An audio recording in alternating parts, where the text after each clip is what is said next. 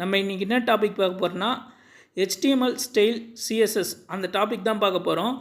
அப்படின்னா சிஎஸ்எஸ்னால் என்னென்னா cascading style ஷீட்னு சொல்லுவாங்க. இது எதுக்கோசரம் யூஸ் பண்ணுவாங்கன்னா நம்ம வெப்பேஜில் நம்ம ஃபாண்ட்டோட சைஸு கலரு அதுக்கப்புறம் பார்த்தீங்கன்னா பேடிங்கு மார்ஜின் இதெல்லாம் மாற்றுறதுக்கோசரம் யூஸ் பண்ணுவாங்க. இமேஜோட சைஸு வித்து இதெல்லாம் இருக்குல்ல, அந்த கலரோட பார்டர் அந்த இதெல்லாம் செட் பண்ணுறதுக்கோசரம் இந்த சிஎஸ்எஸ்ஸை யூஸ் பண்ணுவாங்க. எப்படின்னா இதில் 3 டைப் யூஸ் பண்ணுறாங்க. இன்லைனு, இன்டர்னல்லு, எக்ஸ்டர்னல்லு இந்த 3த்தையும் யூஸ் பண்ணுறாங்க.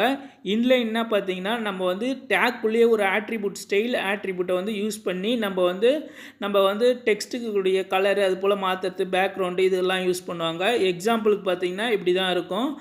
இது என்னென்னா H1 டேக்கில் நம்ம ஸ்டைல் ப்ளூ கலர்னு சொல்லிட்டு டெக்ஸ்ட்டுக்கு கொடுத்துருக்கோம். அந்த ப்ளூ கலரை ஹெட்டிங்க்கு கொடுத்துருக்காங்க. அதுக்கடுத்து ஹெட்டிங்கை க்ளோஸ் பண்ணியிருக்காங்க.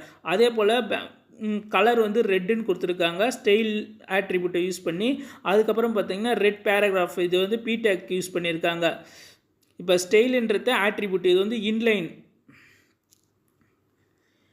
அதுக்கப்புறம் இன்டர்னல் சிஎஸ்எஸ்னால் அது பார்த்திங்கன்னா இன்டர்னல் சிஎஸ்எஸ்னால் நம்ம எழுத ஒரு HTML பேஜில் நம்ம எழுதக்குள்ளே எப்படி எதுனா அதுக்குன்னு ஒரு டேக் யூஸ் பண்ணியிருப்பாங்க. ஹெட்டிங் கீழே தான் இதை யூஸ் பண்ணியிருப்பாங்க. இது என்னென்னா style sheet style take use பண்ணியிருப்பாங்க, அப்ளை பண்ணியிருப்பாங்க. ஸ்டைலை ஓப்பன் பண்ணி க்ளோஸ் பண்ணியிருக்கணும். அதாவது நான் ஸ்லாஷ் போட்டு க்ளோஸ் பண்ணியிருக்கணும். அதுக்குள்ளே நம்ம நான் எப்படி எழுதுவோன்னா இப்போ பாடிக்கு இப்போ பாடியில் நம்ம பேக்ரவுண்ட் கலர் எனக்கு இப்போ பவுடர் ப்ளூன்னு சொல்லிட்டு ஒரு கலர் இருக்குது. அந்த கலரை அப்ளை பண்ணியிருக்கோம் பேக்ரவுண்ட் கலர்னு சொல்லிட்டு. அதுக்கு H1 டேக் கலர் ஈக்குவல் டு ப்ளூன்னு சொல்லிட்டு எழுதியிருக்கோம். அதுக்கு அடுத்தது பார்த்திங்கன்னா PTAG ரெட்டுன்னு சொல்லிட்டு எழுதியிருக்கோம். அதை தான் இங்கே அப்ளை பண்ணியிருக்கோம். அப்படின்னு போட்டுட்டு அப்படியே எழுதுறதுல ஒரு வெப்பேஜ்லேயே இதுவாக எழுதுறது இன்டர்னல்லாக எழுதுறது பார்த்திங்கன்னா ஒரே இதில் எழுதுறதுன்னு பார்த்திங்கன்னா அதுதான் இன்டர்னல்லு.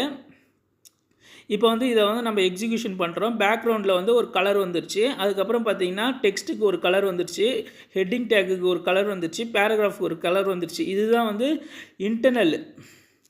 எக்ஸ்டர்னல் பார்த்திங்கன்னா ஒரு ஃபைலை க்ரியேட் பண்ணுவோம். ஒரு ஃபைலை க்ரியேட் பண்ணி அதை ஸ்டோர் பண்ணி வச்சுட்டு அதோட லிங்க்கை இந்த இடத்துல ஸ்டோர் பண்ணி வச்சுருவோம்.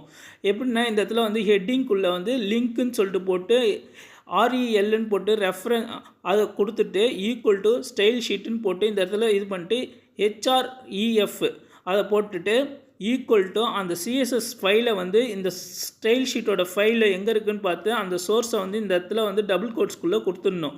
இப்போ பார்த்திங்கன்னா இந்த style.cssன்ற ஃபைலை தனியாக நம்ம எழுதி இந்த இடத்துல லிங்க் பண்ணியிருக்கோம்.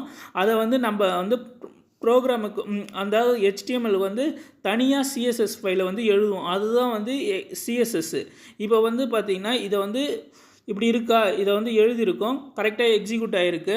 இப்போ பார்த்திங்கன்னா இது போல் style.cssன்னு சொல்லிட்டு ஒரு தனி ஃபைலை க்ரியேட் பண்ணி அதில் நம்ம பாடிக்கு பேக்ரவுண்ட் இந்த கலர் வரணும், இப்போ ரெட் கலர் வரணும், க்ரீன் கலர் வரணும் அப்படின்னு சொல்லியிருக்கலாம். அதுக்கடுத்து H1ன்னு பார்த்திங்கன்னா அது H1ல் ஹெட்டிங் எனக்கு ஹெட்டிங் கலர் எனக்கு ப்ளூ இருக்கலாம், ரெட் இருக்கலாம், க்ரீன் இருக்கலாம், அது போல் இதெல்லாம் வச்சுக்கலாம். பேராகிராஃப் பார்த்திங்கன்னா கலர் ஈக்குவல் டு ரெட் அப்படின்னு கொடுத்துருக்காங்க. பேராகிராஃப் ரெட்டாக வரும். இதுதான் இதில் அப்ளை பண்ணியிருக்காங்க. அதே போல் ஃபாண்ட் ஃபேமிலி, ஃபாண்ட் சைஸு நீங்கள் இதில் படிச்சிருப்பீங்க, வேர்ட்லேயே பார்த்துருப்பீங்களா, நிறையா இருக்கும். ஃபாண்ட் ஃபேமிலி, ஃபாண்ட் சைஸு, அதுக்கடுத்தது மார்ஜின், பேடிங் இதெல்லாம் இருக்கும். அதெல்லாம் இதில் அப்ளை பண்ணி ஒரு பேஜை க்ரியேட் பண்ணுறது தான் இப்படி தான் இருக்கும். இப்படி தான் எழுதுவாங்க. Thank you friends. பிடிச்சிருந்தால் லைக் பண்ணுங்கள், ஷேர் பண்ணுங்கள், கமெண்ட் பண்ணுங்கள், சப்ஸ்கிரைப் பண்ணுங்கள்.